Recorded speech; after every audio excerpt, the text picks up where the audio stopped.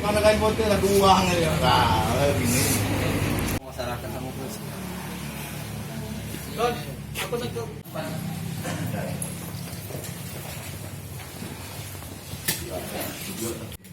Apa sini? Belanja ya. Apa ya? Apa beli apa ya? Mabuk. Belanja di warung pinggir jalan lah. Bukan mabuk. Kan apa? Dewean bae orang kolaborasi. Iya dewan. Dewean.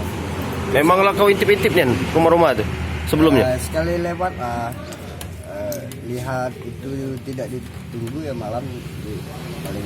Oh maling. Yang kau beraksi pakai pocong tuh cak. Pocong tuh cak mana ceritanya?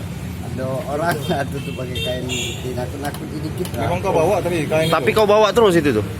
Kalau malam? Dapat ada itu lah kain putih, karung putih. Pakai karung putih. Kalau jingok kau pakai, ada yang jingok. Belari uangnya? Belari. Sudah berapa kali kau pakai gaya-gaya pocong tuh? Sering? 2-3 kali lah. 2-3 kali ya? Setiap beraksi. Setiap beraksi ya?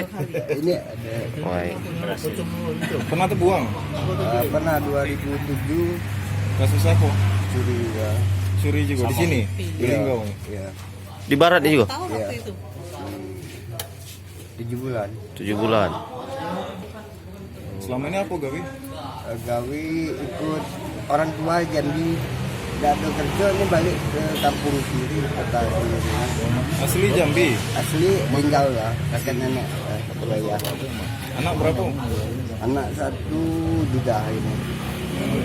TSK ini merupakan pelaku dari pencurian spesialis membongkar rumah, ya, termasuk masjid, ya.